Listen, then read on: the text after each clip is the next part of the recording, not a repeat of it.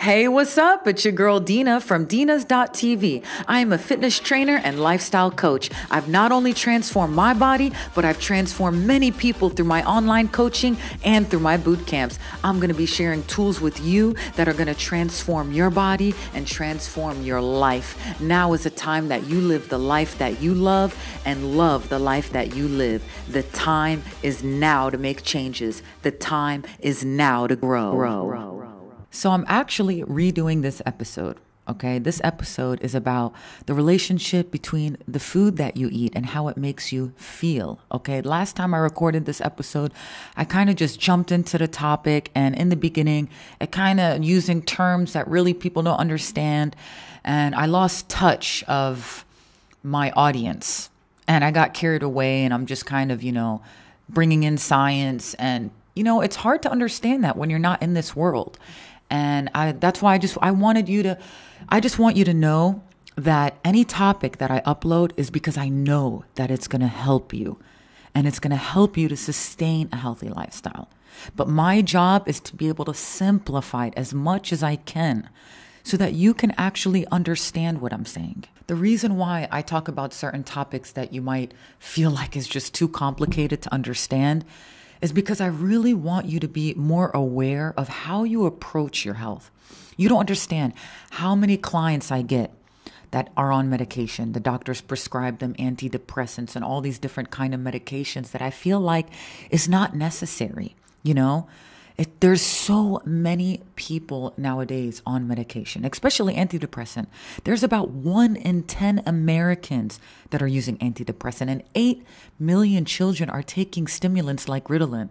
This is crazy because there's no way that depression comes from a Prozac deficiency or something, And the thing is that we go to the doctor for help, right? And then we're going to rely on what they suggest. And if they tell us that, you have some chemical imbalance, or, you're stressed out, you need this and that, you're going to comply because you're like, okay, he's the professional. I don't want you to do that. I first want you to evaluate everything in your lifestyle and first try everything that you can do in a natural way to relieve stress, to relieve anxiety, to help you sleep better, making sure that you're getting the right nutrients so that your body can feel good, can recover, And last episode, I just shared way too many tips, and it's like, it was too much. My husband said it was great. But then at the end of the last tips, I totally forgot about what you mentioned in the beginning, even though in the beginning I was so focused and I was like, okay, this is cool. This is a great tip. But by the end, I forgot all of it. And I was like, okay, so I want to keep this very simple. And I'm just going to share one tip, okay? One amazing spice, actually, that can help you reduce depression and anxiety. And I'm going to go a little bit into detail. And I don't want to lose you, all right? I'm just going to go into a little detail because when you understand how your body works and how your brain works, it will motivate you to actually take action.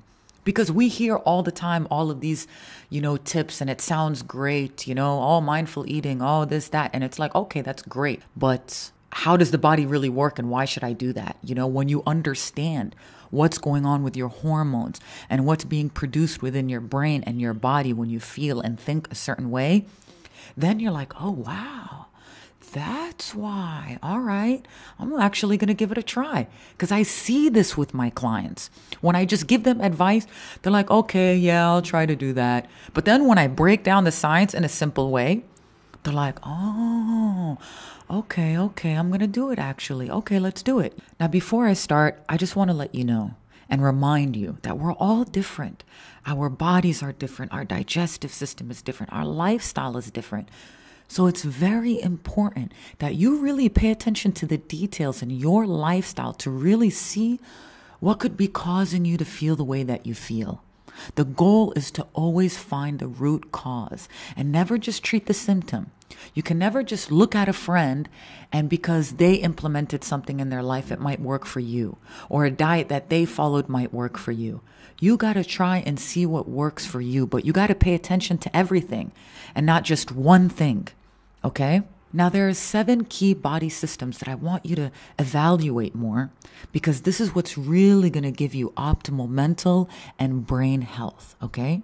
Now, these 7 keys are your nutrition, your metabolism, your ways that you reduce your stress, balancing your hormones, reducing inflammation, your digestive system, your gut health, and your detoxification. And that's what I mean when don't just pay attention just to one thing.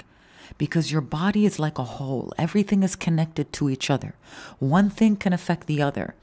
So that's why it's important when you look at one thing, where is it coming from?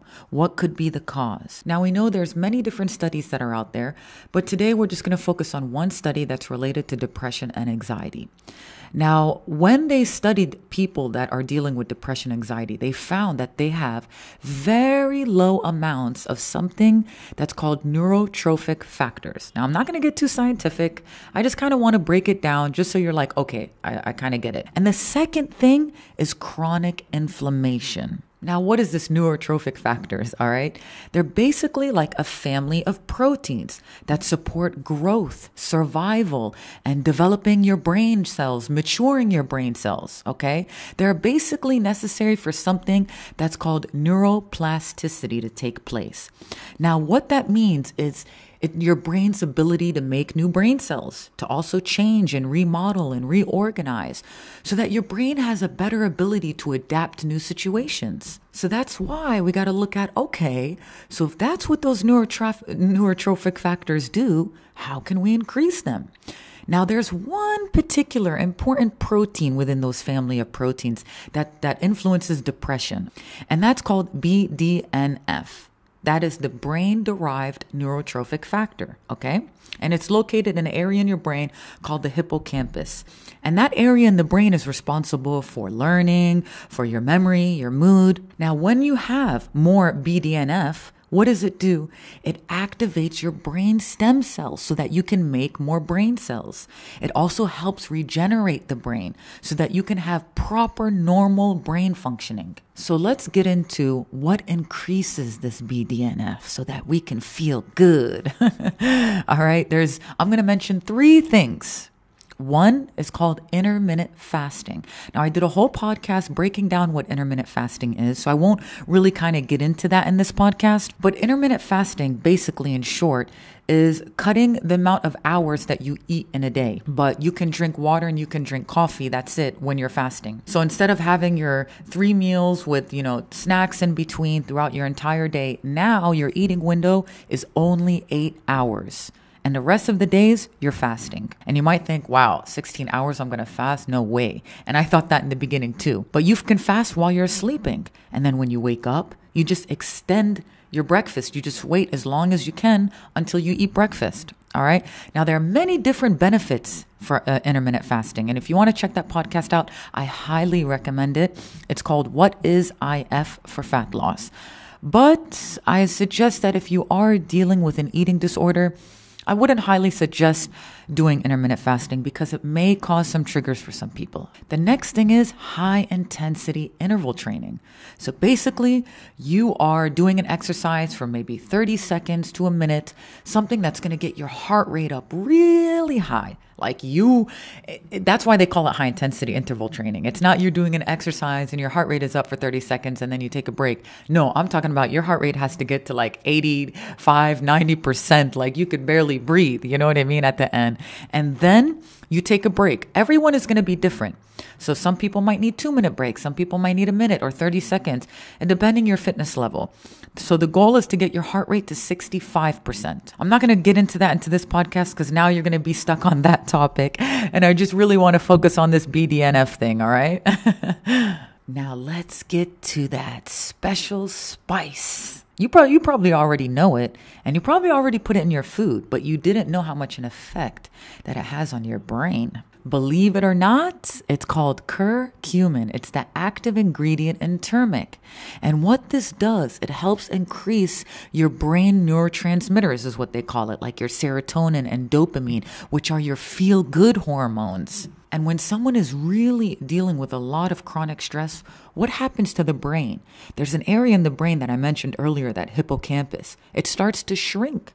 And when you take curcumin, it actually blocks it from shrinking. And did you know that they did studies on a group that were taking Prozac, and one group was taking turmeric, and they both came out with the same results. They were both exactly just as effective. Can you believe that? But of course, doctors cannot tell you that, because if they tell you that, how are they going to make money? Earlier, I mentioned when people are dealing with depression and anxiety, they have very low amounts of the BDNF. And the second one is chronic inflammation. And what makes this turmeric just incredible for this is because it reduces inflammation and it helps you elevate your mood immediately. And you know what?